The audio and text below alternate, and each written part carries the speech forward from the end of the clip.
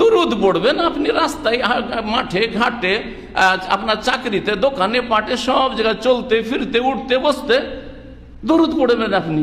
যেমন আল্লাহ রাব্বুল আলামিনের জিকির করবেন, ফাজকুরুল্লাহ কিয়ামা ওয়া কুউদা ওয়া আলা জুনুবিকুম, আল্লাহ বলছেন দাঁড়িয়ে বসে শুয়ে যে কোন অবস্থায় আল্লাহর জিকির আজকার করো।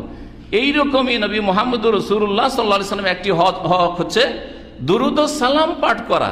এই দুরুদ সালাম পাঠ করার জন্য মাহফিল লাগে না, অনুষ্ঠান লাগে না, সুরসার লাগে না, একসাথে জমিয়ত হওয়া লাগে না, বরং চলতে ফিরতে উঠতে বসতে আল্লাহর জিকিরের পরে প্রিয় নবী মুহাম্মদুর রাসূলুল্লাহ সাল্লাল্লাহু আলাইহি সাল্লামের ওপর দুরুদ ও সালাম পড়বেন আপনি।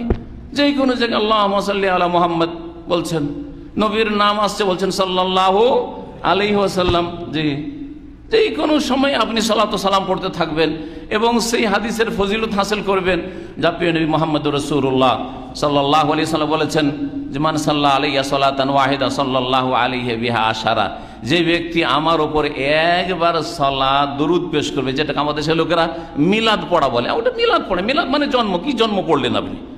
হ্যাঁ, জন্মবার্ষিকী পড়ার জিনিস না, জন্ম পড়ার জিনিস। সালাত দুরুদ পড়ার জিনিস বা সালাম পড়ার জিনিস। নবী মুহাম্মদুর রাসূলুল্লাহ বলছেন মান সাল্লা আলাইয়া সালাতান ওয়াহিদা, যেই ব্যক্তি আমার ওপর একবার সালাত পড়বে, বলবে আল্লাহুম্মা সাল্লি আলা মুহাম্মদ সাল্লাল্লাহু আলাইহি ওয়াসাল্লাম, অথবা নবী সাল্লাল্লাহু আলাইহি ওয়াসাল্লামের নাম আছে সাল্লাল্লাহু আলাইহি ওয়াসাল্লাম, যে কোনো জায়গায় নাম আসুক, এমনি আপনার বলা চলাতে নাম আসুক, অথবা একটা হাদিস শরীফ পড়ছেন কালা রাসূলুল্লাহ সাল্লাল্লাহু আলাইহি ওয়াসাল্লাম, বা আপনার সামনে কেউ নবীর নাম নিল, নবী বলেছেন, নবীজি বলেছেন, নবীজি বলেছেন, না ভুল কথা, নবীজি বলেছেন কেন বলবেন? বলেন নবী মুহাম্মদুর রাসূলুল্লাহ সাল্লাল্লাহু বলেছেন, নাম বলিয়েন না, ঠিক আছে, কিন্তু বলেন নবী সাল্লাল্লাহু আলাইহি ওয়াসাল্লাম বলেছেন, বা প্রিয় নবী সাল্লাল্লাহু আলাইহি ওয়াসাল্লাম বলেছেন, রাসূলুল্লাহ সাল্লাল্লাহু আলাইহি ওয়াসাল্লাম বলেছেন। যখনই নাম আসবে তখনই কৃপণতা না করে সাল্লাল্লাহু আলাইহি ওয়াসাল্লাম বলবেন।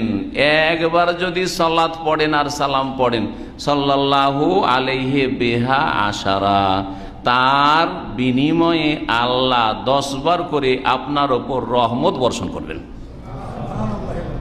এটার জন্য কি ফর্মালিটি লাগে? মাহফিল করা লাগে আর মহব্বতের সাথে পড়ে আল্লাহুম্মা করা লাগে না? এগুলো বেদাতি তরিকা, এগুলো নবীর সাহাবীরা করেননি, কেন এগুলো করবেন আপনি?